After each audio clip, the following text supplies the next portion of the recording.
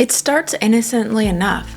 You're lying in bed at midnight, phone in hand, telling yourself you'll only scroll for a few minutes. TikTok opens and suddenly you're watching yet another girl demonstrate the Hailey Bieber brownie glazed lips routine, chocolate liner, gloss in the center, a promise that this time it will look different, even though it doesn't. A swipe and there's a perfectly slick back bun paired with gold hoops. Another swipe, a Zara coat styled the same way by 10 different influencers. Even when you leave TikTok, the repetition follows you.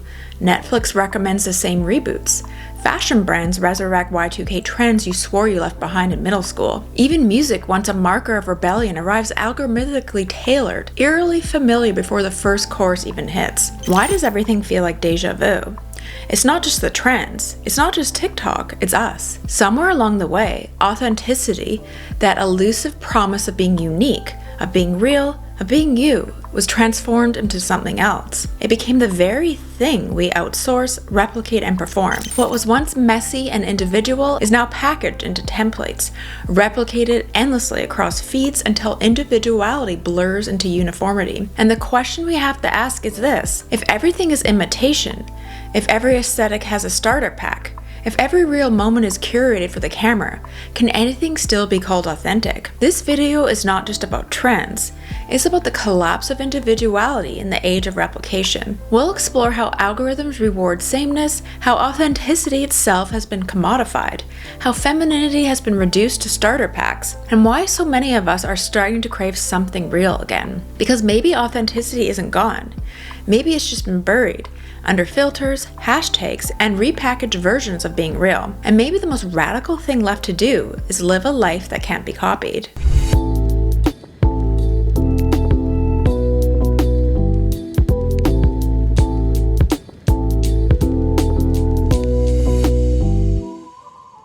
Chapter 1. The era of endless imitation. The internet was once a wild, unpredictable experiment.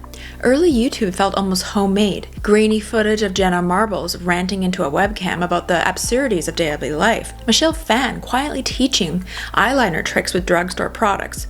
Or vloggers filming their days with shaky cameras and zero editing. These weren't polished productions. They were fragments of real life, stitched together with awkward cuts and background noise. Tumblr too was a chaos of personality, grainy Polaroids of cigarettes and sunsets, Sofia Coppola film stills reblogged until they became iconic, Lana Del Rey lyrics scrawled across pastel collages. And then there was MySpace, which demanded authorship. You had to code your own profile, choose which emo anthem autoplayed when someone visited your page, decorate your feed with glitter gifs that often broke the site.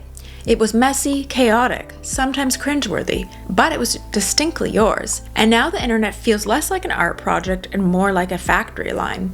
TikTok turns out infinite versions of the same 15-second dance, recycled across millions of accounts until they blur into one. Viral audios are stitched into thousands of clips, all timed with the same gestures, the same jokes, the same camera angles. Instagram has perfected the beige aesthetic, cream-colored living rooms, sunlit candids that are anything but candid, each run through the same Lightroom preset until every feed looks identical. Even memes, once community-driven, have become standardized. Instead of raw humor born out of weird corners of the web, they spread as pre-packaged templates where originality fades with every remix. And strangely, we don't just accept this sameness, we crave it. There's comfort in knowing which sound will boost your views, which filter is most algorithm friendly, and which caption format guarantees engagement. It's cultural karaoke. You don't need to write the song, just sing along well enough to be recognized. Replication has become a safety net. You don't have to risk originality, you just have to fill in the blanks of a template their algorithm already approves. But imitation has always lived at the heart of pop culture. In the 1950s, teenagers across America learned the same jitterbug and twist moves broadcast on American Bandstand. In the 1990s, sitcom catchphrases, "How you doing?" from Friends or "Did I do that?" from Family Matters circulated as cultural shorthand, repeated in classrooms and offices alike. Hollywood has made billions on sequels, spin-offs, and reboots. How many versions of Cinderella have we cycled through? From Disney Animation to Rodgers and Hammerstein to Brandy's Cinderella to Amazon Prime Cinderella. Pop culture thrives on recognition, not risk. What's different now is the intimacy of imitation. When Ford's assembly line standardized products, they homogenized our things, our cars, our refrigerators, our televisions. Today's replication culture homogenizes us, whether we like it or not. we are all content creators. Every post, every selfie, every caption is part of a global feed where the quickest path to visibility is not to stand out, but to blend in. Recognition trumps originality. You're rewarded not for inventing, but for echoing, not for risk, but for iteration. And this creates a dangerous blur. When your self is built from borrowed audios, viral outfits, and algorithmically boosted aesthetics, where does replication end and where do you begin? Is individuality still possible in a world that only rewards the familiar? Or have we all become performers in an endless loop of cultural karaoke, singing the same song again and again, convinced it still belongs to us? Chapter 2, Authenticity as Performance. If imitation defines content, performance now defines authenticity. What does it mean to be real online? For a long time, it meant imperfection. It meant shaky camera angles, bad lighting, unfiltered emotion. It meant the kind of rawness that felt almost intrusive, like stumbling into someone's diary by accident. But somewhere along the way, even imperfection became a carefully orchestrated performance. Take the viral crying influencer videos. We've all seen them, mascara streaking down the cheeks, tears falling freely, a shaky voice narrating heartbreak or burnout. But look closer, the lighting is soft. The frame perfectly centered, the background curated. The breakdown feels raw, but it's also filmed, edited, uploaded, and in many cases monetized. Tragedy becomes aesthetic. Vulnerability becomes content. Or consider Emma Chamberlain. When she first appeared on YouTube, her jump cuts, thrifted clothes, and awkward candor felt revolutionary. She seemed real in a sea of glossy influencers with perfect white kitchens and curated morning routines. But as Emma's style gained traction, it became a formula. The jump cuts, the messy hair, the I don't care wardrobe suddenly replicated by thousands of creators trying to engineer relatability. What once felt authentic now reads as an aesthetic of authenticity, endlessly repeated until it becomes just another performance. Even celebrities have learned to market their vulnerability. Selena Gomez posts tear-stained selfies, pairing them with confessions about mental health struggles while simultaneously promoting her rare beauty brand. Built on the ethos of being real, Kim Kardashian's crying face became one of the internet's most iconic memes. But let's not forget that Tearful Breakdown was filmed with professional lighting, edited into a reality TV storyline, and broadcast to millions. Even when they show us their mess, it's the kind of mess designed to keep us watching. Reality TV has also thrived on this paradox. MTV's The Real World promised to show what happens when people stop being polite and start being real. But producers manipulated drama, cutting footage into story arcs that felt like fiction. Keeping Up with the Kardashians offered us intimate looks into family life, but every scene was framed with production schedules, contracts, and carefully curated narratives. Intimacy was never spontaneous. It was scripted intimacy.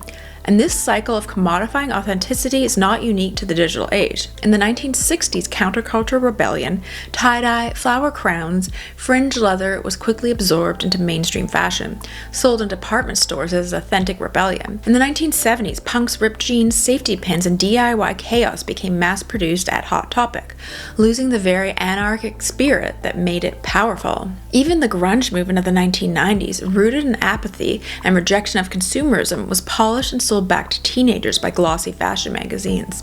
Authenticity has always been fragile and always at risk of commodification.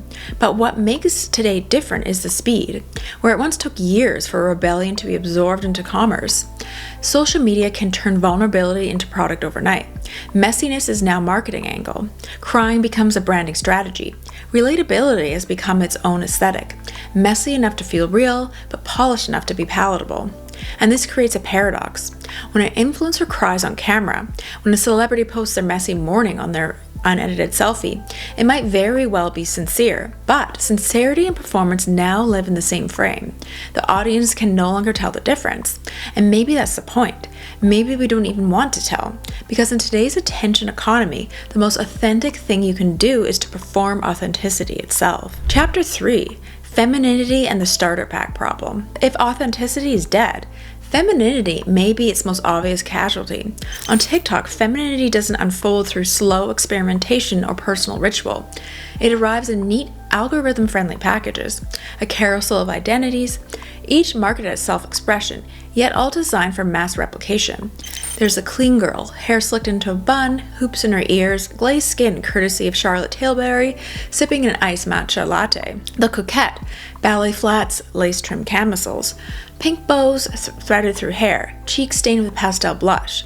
The mob wife, draped in faux fur and leopard prints, lips lined dark, nails long and lacquered. The vanilla girl, beige knits, glossy neutrals, tidy apartments with diptych candles flickering in the background. And then there's the coastal grandmother, breezy, striped linens, woven baskets of hydrangeas, oversized white button-downs straight out of the Nancy Meyers film. Each identity comes ready to wear, with shopping links, Amazon storefront, and Pinterest mood boards attached.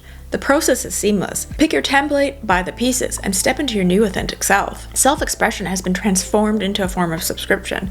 Of course, this isn't the first time femininity has been standardized.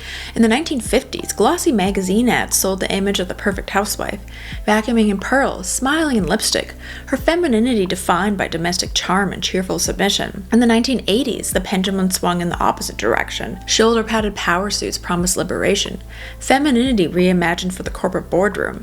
But once again, it became a uniform. Every era has offered women a mold, sold under the guise of empowerment, and labeled authentic femininity.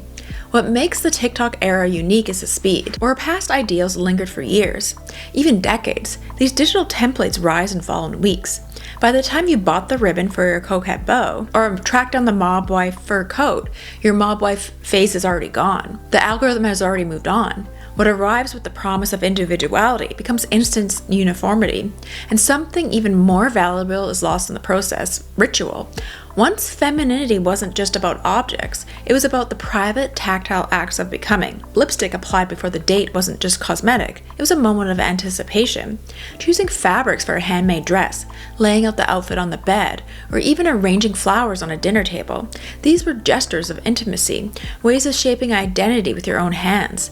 They were imperfect, deeply personal, and quietly sacred. Today, femininity has been stripped down to consumer checklists.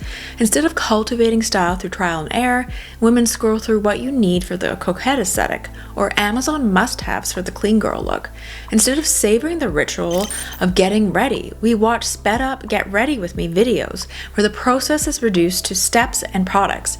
Instead of slowly crafting a wardrobe over years, we binge on fast fashion hauls that mimic whatever's trending this week. And this is the tragedy.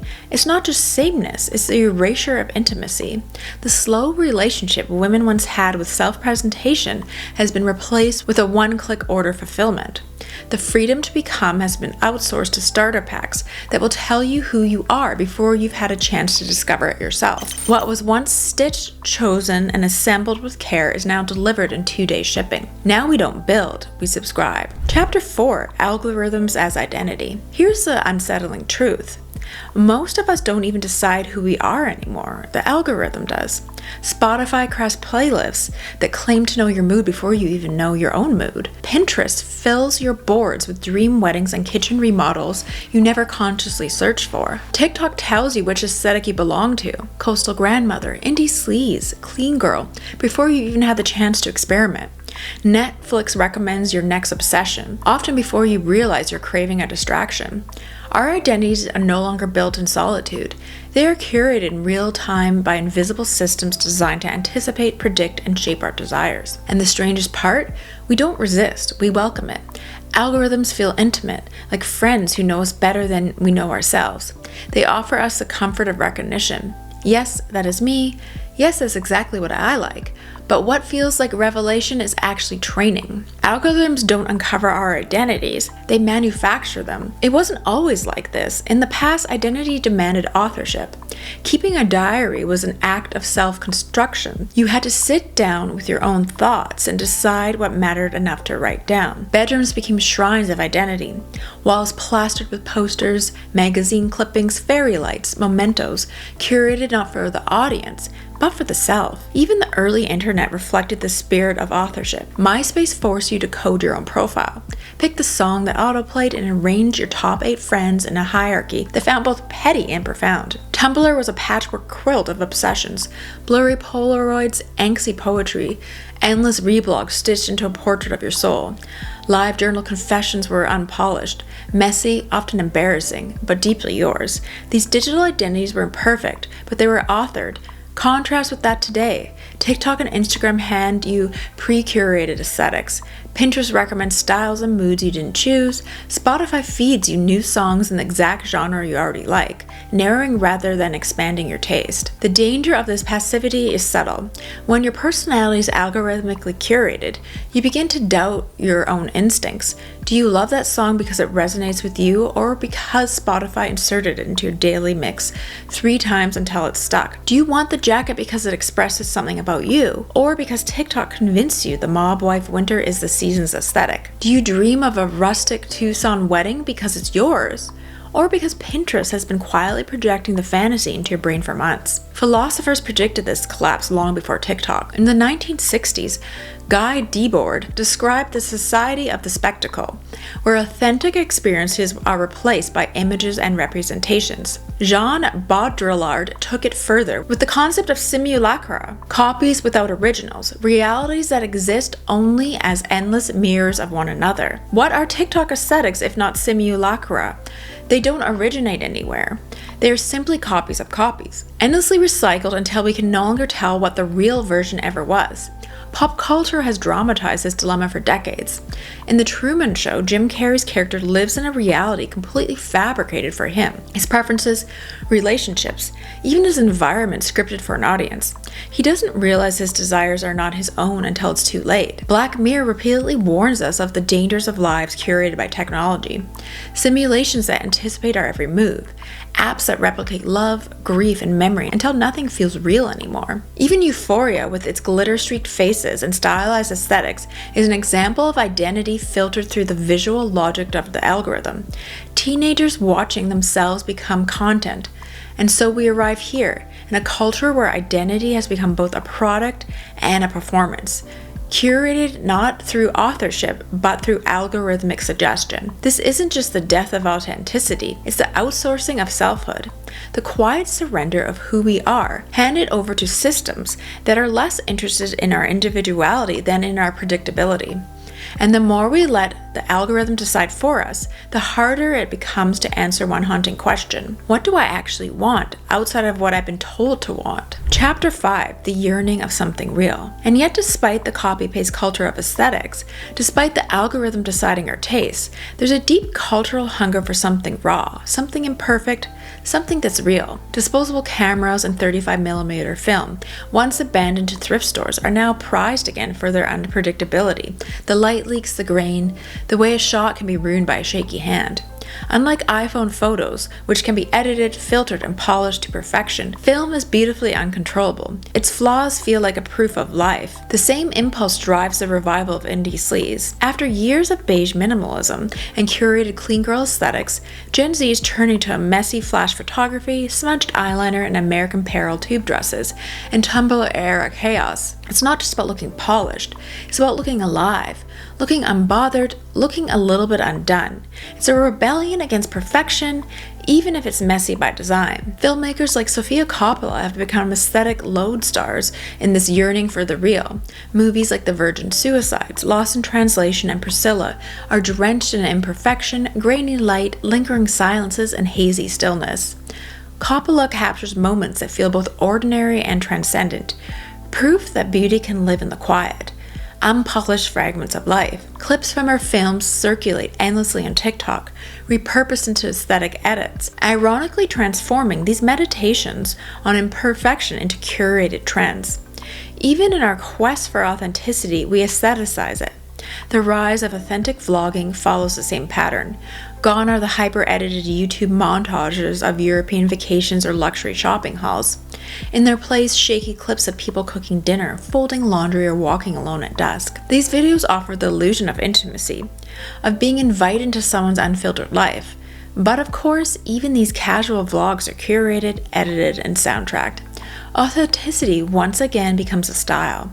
Fashion too has embraced imperfection as rebellion. Zendaya wears archival Mugler celebrating clothing that carries history and flaws. Bella Hadid thrifts her wardrobe, mixing Y2K chaos with modern minimalism, reviving the thrill of discovery in a second-hand shop. The act of rewearing, restyling, reusing becomes a statement against the fast churn of trends. And yet, even this hunger for imperfection is quickly commodified.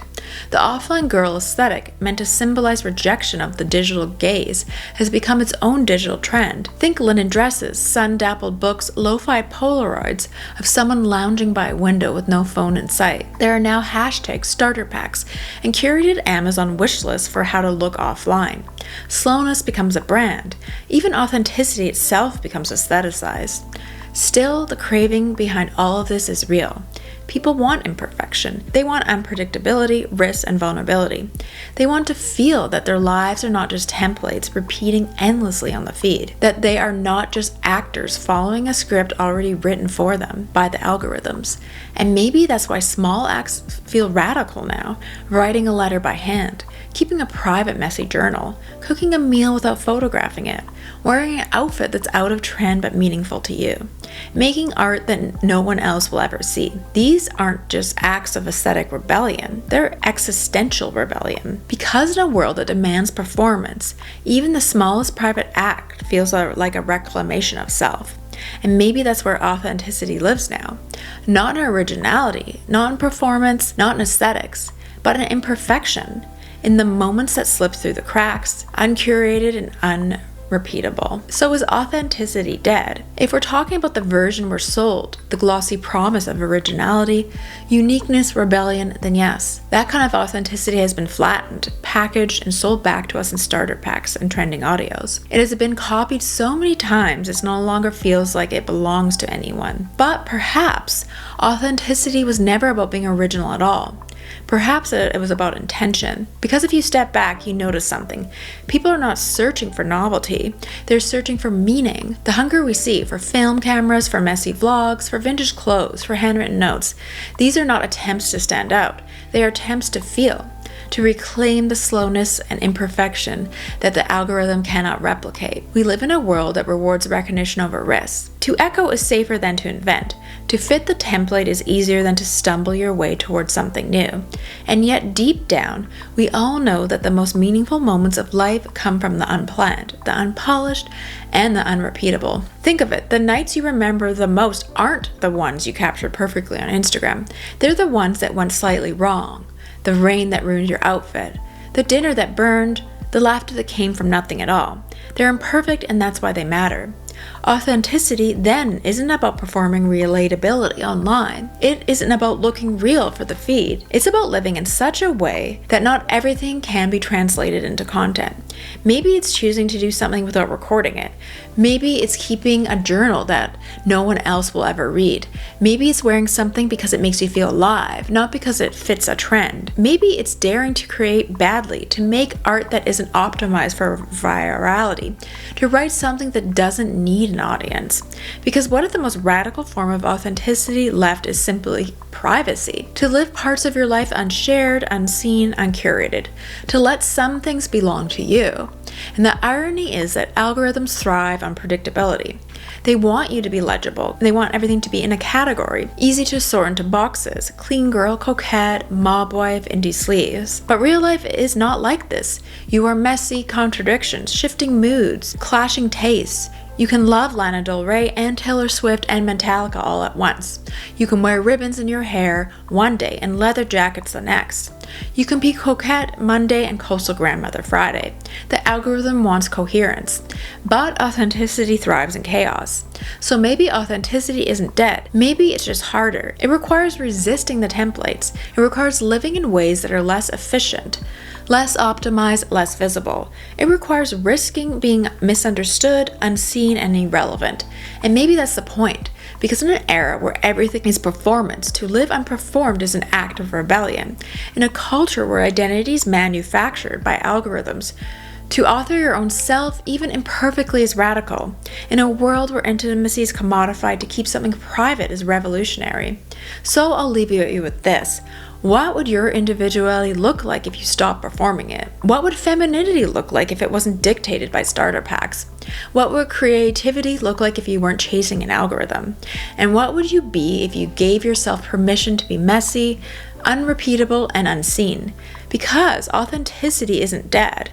Perhaps it's just waiting for us to stop scrolling, stop copying, and start living lives so strange, so intimate, so gloriously imperfect that they can never be replicated. And it's true, sometimes you just feel like people are just doing something because they want the views and for the algorithm.